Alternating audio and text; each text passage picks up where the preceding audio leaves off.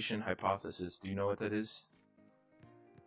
Yeah, sort of the concept of the Matrix. Yeah, the Matrix, essentially. That's essentially what it is. Where nothing is real. You could put the two of them side by side and say they are close enough. They are cousins. Yeah. Do you believe in the simulation hypothesis? The simulation hypothesis. I think anything is plausible. We don't really know enough about anything. I'm just trying to live the best I can with what I have, and if what I have happens to be completely false, then so be it. I honestly kind of do. It's just that I kind of believe it. Yeah, you believe in the Matrix? Yeah, if the Matrix is real, hell yeah. Hell yeah, dude.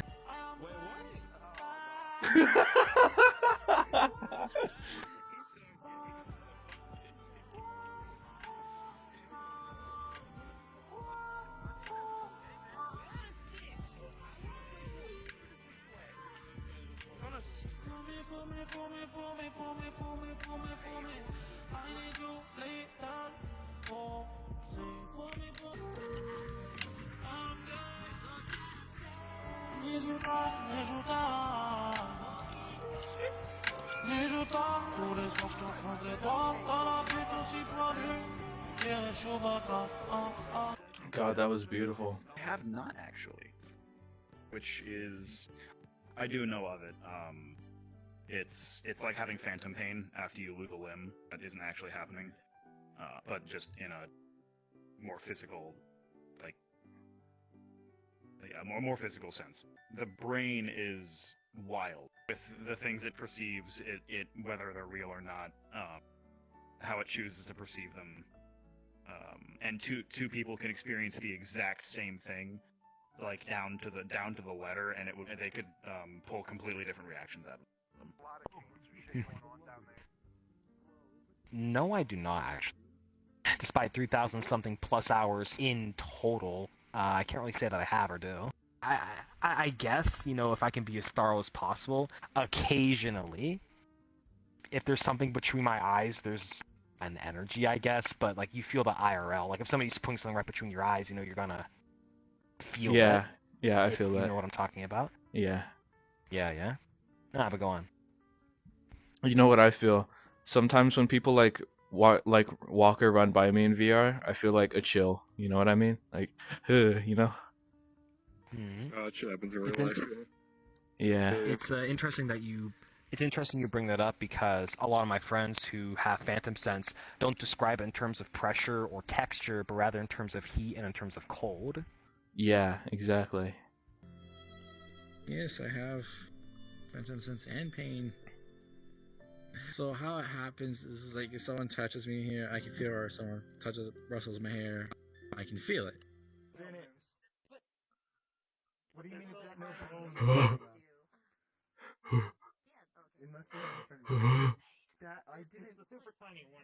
Hello, I haven't been the same since the incident.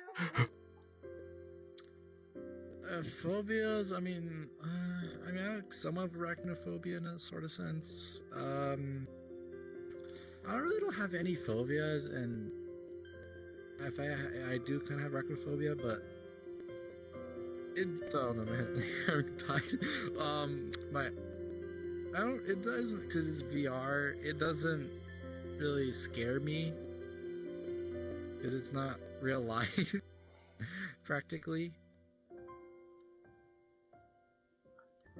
No, it doesn't really replicate in the VR, because it's not real. It's not really gonna hurt me, unless it's phantom sense, phantom pain, and someone does that to me. Yeah, I can feel that. Am I honestly scared of it? No, not really. I am probably my biggest fear is insects and arachnids. So Right. spiders and anything that flies. It's in VR, I don't get it as bad because I kind of have that separation, but there have been times where I'm in a game and I see a spider run in front of me and I freak out a little bit. I hear the buzzing of a fly like I'm walking past something horrific, and there's like flies buzzing in your ear. That sound like sends chills down my spine. I don't have any phobias in the typical, I'm not like afraid of spiders or anything physical. I guess if I were to say I do have a fear, it's, something beyond. Like, it's more ideological than it is, yeah. So no. And they don't manifest in VR. They don't alter my behavior. They don't alter how I perceive other users. Right. Yeah, so no.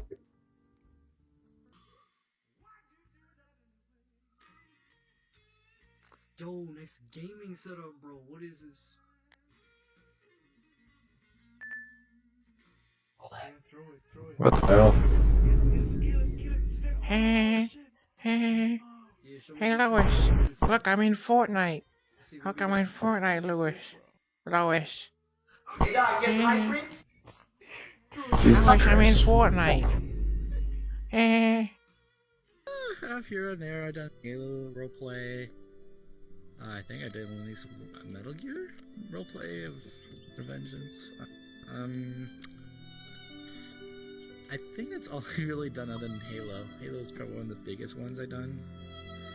It just invaded servers That's fun. and just as it leads. Yeah, it was fun. Sometimes, honestly, yes. I mean, it doesn't really happen often. Just it's a rare occurrence. Like, I'm thinking about it real hard because I do a lot of D&D. I do a lot of Pathfinder. Those are conventional examples of role-playing games. But when it comes down to it, I am fundamentally a creator when it comes to the VR side of things. And like, I'm trying to think of an honest time, which me and some friends got together in a world and we pretended to be someone we aren't. But Yeah. nah, man, like, I am myself when I'm in VR. Yes and no. Not to the extent of. I don't know how to. There have been times where I'm like, I have a skin on for a character from a game or something that I like, and I'm just messing around pretending to be them, but I. Have you ever had dreams or like thoughts where you're like where you've gotten so in character, like you are that character, like in your thoughts or dreams? I am that character. Spider-Man, Spider-Man. of all things. My name is Clark, and this is my brother Clark. We're here to spread the word of the green juice.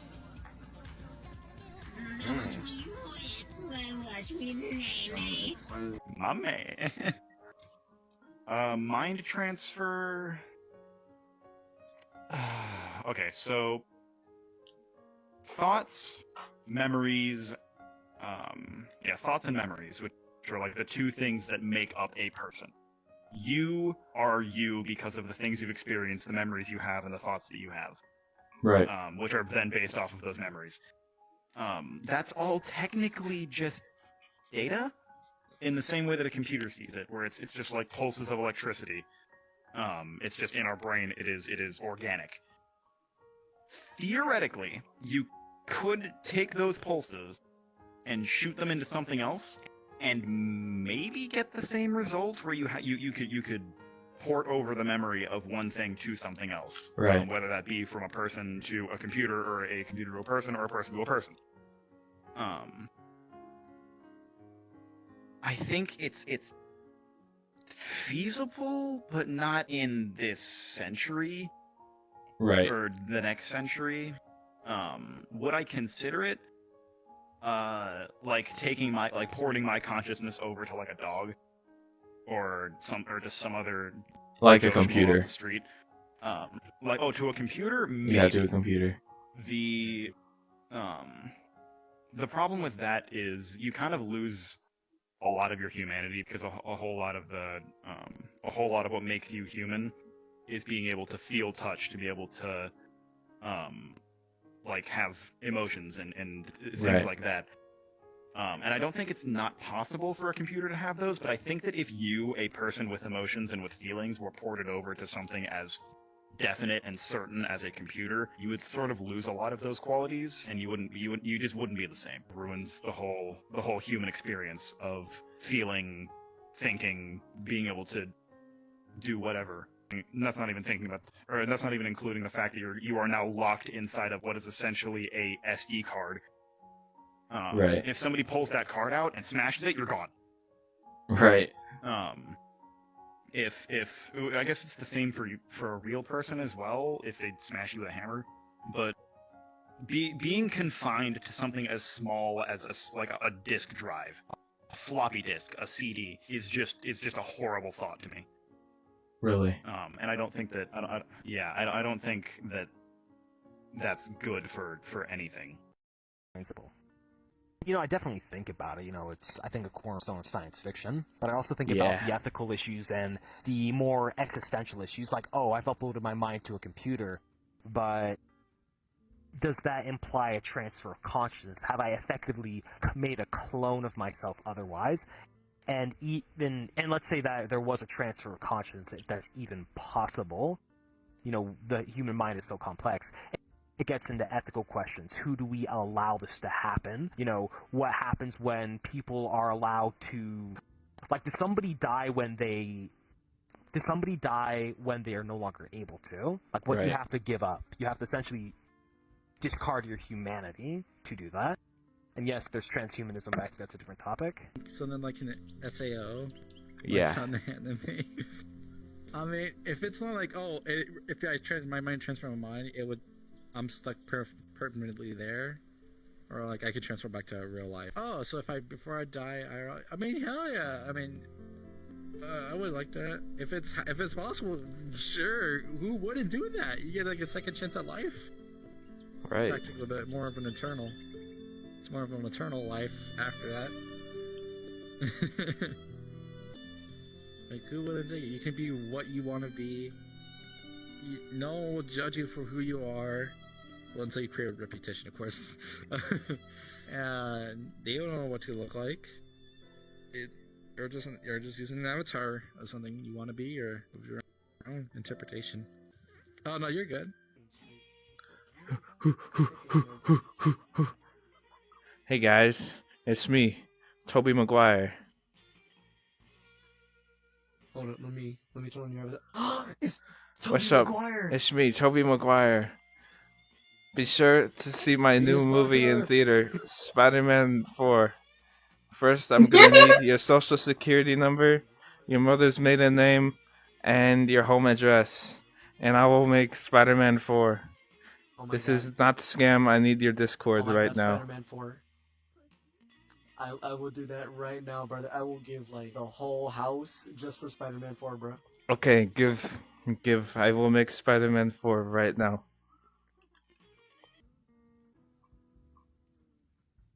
Now, that's interesting, right? In this day and age, we're seeing a lot of proto-metaverses. You have VRChat, you have Neos, but we have other things like Anyland, Chill Out, and even High Fidelity. And we, right now, are setting the framework and standard that future social spaces are going to be built on. We're designing the features for interactivity right now. In terms of Facebook's metaverse, I'm pessimistic about these sorts of things. I see it as, another way for, Facebook to sell something. I do like what Facebook is doing in terms of accessibility with the Quest 2. Do I think they're going to attract a larger user base as a direct result of that? It stands to reason. There's a lot of uncertainty in VR. We have people make false promises. You have the deck of gear, for instance. Look how that flopped. Yeah. Sorry, but I'm getting off topic here. I am, You're not wrong. to be as concise as possible, I am cautiously optimistic. What it will become, I can't say. Metaverse. Yeah. I don't know a whole lot about it. I haven't really been paying attention to it. But sort of the idea of being able to take sort of a combination of Rec Room, which is a lot more designed around game creation, things like that, and VRChat, which is the social aspect of VR, and sort of putting them together where you have this second world to go into. Actually, so are you familiar with GTA RP? Those Yeah. servers? Where you go in, you are now Ronald De Janeiro, and you are a white collar police officer, and you run Right. on the streets.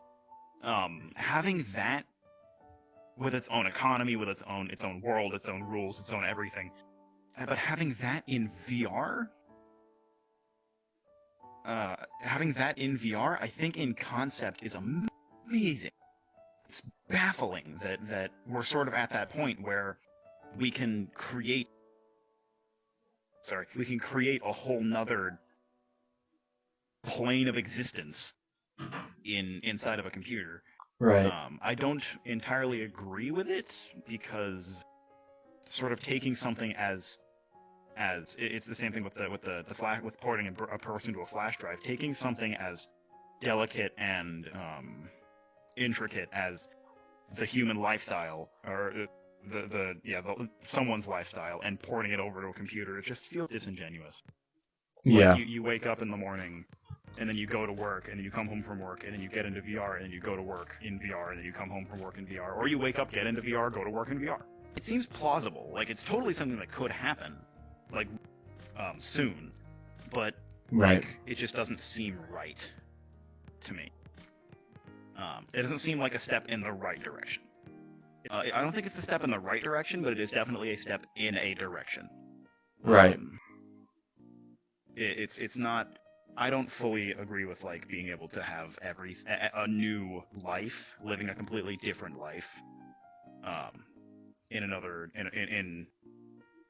a computer. And that's not to say that people can't do that, because I know that there are plenty of people who go into VR to escape their life and escape the things that are around them. Exactly. But I feel like there's a difference between between escapism and creating a new life. Facebook's Metaverse, I haven't heard about that. I heard that Mark Zuckerberg's Metaverse thing is going downhill. That's what I've been hearing. It sounds interesting. But honestly, the Metaverse, to me, it's just VRChat. It's the most popularized Metaverse. I don't think it's ever gonna really happen. VRChat, Too but bad. worse and industrialized. Industrialized, and also like it'd be controlled by one person practically, and my controller dying again, a new battery. Practically it doesn't seem to be able to pronounce, it's a digital world for VR users. It'd be practically just a dictator, so in real life it'll be just real with a dictator. Exactly. Let me open up Steam real quick. Currently, not including the time I spent in today, I have about 29 hours, which is like baby talk compared to some people. Yeah. Do I think that I'm addicted to VRChat? Kind of. It grows on you. Being able to the whole escapism thing, being able to just kind of pick myself up and put me somewhere completely different with people I've never met before, or people I've barely comparatively talked to, people I don't truly know, and just sit and have a conversation with them. It is so nice, especially after my move, where I don't have any like physical friends to go talk to anymore. Exactly. And the people that I live with are the people that I live with. I see them every day. And it's also like, it is a little bit addicting. Not really addicting. It's really nice, the quality to be able to just walk in somewhere and be like, "Hey guys," and then have a conversation. And if I don't want to be there anymore, Right. I just push a button, and I'm gone. Right. I don't have to talk to those people anymore. If they're saying horrible things, they're doing horrible things, I can just push a button and be gone. Or I can push a button and make them go away. It's definitely a little addicting, being able to just have that sort of control over my life. Something that I've personally not really had a lot of. Apparently, last time I checked on Steam was around 900. I probably now over 1,000 probably. Wow. Yeah. Now, would you say that you have a VR addiction?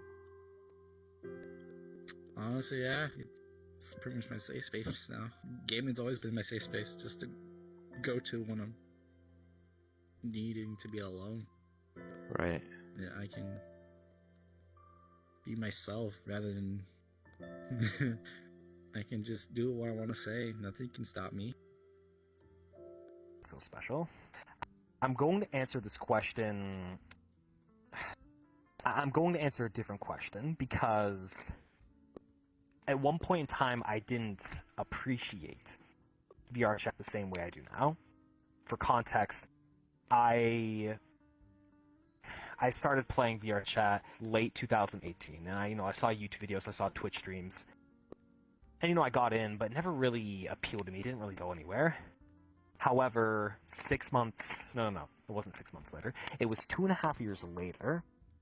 Pandemic just started. We all go inside. I see a YouTube video for a trailer for a different social VR platform called Neo. So, as I mentioned earlier, that was showcasing the native eye and face tracking it has in the game, and that's what got me into it. And this might be the answer for the question you're looking for. The reason I keep coming back to it, the reason it made it so special was because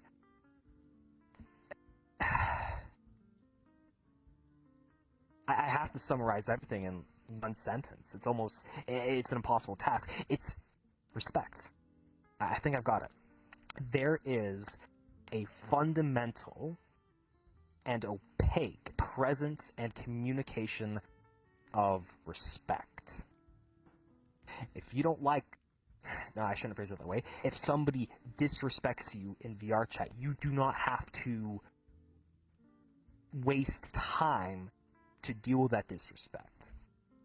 If you make a mistake or an error, you are not berated for it, as is the case. Many, in my university, in my job, people have the ability to move on. And it's through this mutual trust that the respect forms. Friendships are created. Communities are created. The chess club meets. Clothes get made. Programs get written. And it doesn't just happen once. It happens over the course of several months. And in moderation. Now, excess is dangerous. 8 to 12 hours a day is bad for you. But in a pandemic, in which you're at home, all the clubs are closed, all your friends are out of state, clubs are closed, you find a community, and not just acquaintances, but people you trust and believe. I mentioned earlier, I'm myself. I find it strange. I find people acting the most human in an anonymized, decentralized, digital simulation. That's why I keep coming back. And because there's so much diversity is a spice of life. Yesterday I wouldn't be having a conversation with someone asking me about this, and the day before that I was world hopping, and the day before that I programmed a bot for Neos, and I go on. Respect. I'm going to make a direct comparison between VRChat and Rec Room, which is its sort of competitor. The Metaverse isn't even a thing in this. Rec Room and VRChat are kind of they're two sides of the same coin. In the sort of escapism, go wherever you want, do whatever you want, build a house, don't build a house, walk into somebody else's house, hit their house with a hammer, whatever you want to do. And they're both their own sort of worlds, but I think VRChat, the fact of avatars, the way the avatar system works, where you can, if somebody's made it, or if you make it, it's that you can walk in, oh, I want to play as my favorite character from this movie, or this game, or this show, or whatever. You just walk in, you push a button, and you're them. You can play whoever. You can make your own avatars. Oh, I want to make my persona. I want to make just me. Right. You can just make that. And people who don't necessarily agree with what their physical body is, you can change that. You can be whoever you want to be. And having that sort of control over yourself is definitely like a welcome, or not a welcome change, a very good facet, a very important facet. I don't know exactly how to word that. It's no, really I know what you're saying. And definitely sets VRChat apart from other sort of social VR games. And a lot of other VR games in general is just the freedom of choice of being able to be whoever you want, do whoever you want, or do whoever you want, do whatever you want. That too. Yeah, that sort of freedom of being able to choose, especially for the people who haven't been able to choose their whole lives. is definitely what set this game apart from everyone else, and everything else. Right. It's and you can in the same way that you can walk in and find an avatar, you can walk in and find a community of people that are just like you, and you can and talk with them, share experiences, and it's baffling to me that we've sort of come to this point where you can push a few buttons, staple a brick to your face, and be in a completely different world as a completely different person, and just go. It's crazy. It's wild, and that's something I'm never really gonna get used to, is being able to just be whatever. Exactly. The old saying of the only limit is your imagination has really taken to heart here. Are those your closing thoughts? Yeah, I'll leave it at that. You can make anything you want, worlds, avatars, anything. And with updates coming out, like major updates with especially the new physical ones, the overhaul that replaced dynamic bones, so it's both request and PC now. You could do just so much more things. And with new stuff coming out over time, it'll be better. It's just so fun because you can create so many things and do what you want. For me though, why it's so special? As you can see in my bio, in my picture, that's how I met the person I love. She means a lot to me, and I want to be with her every day. Yeah, and that's how I met you.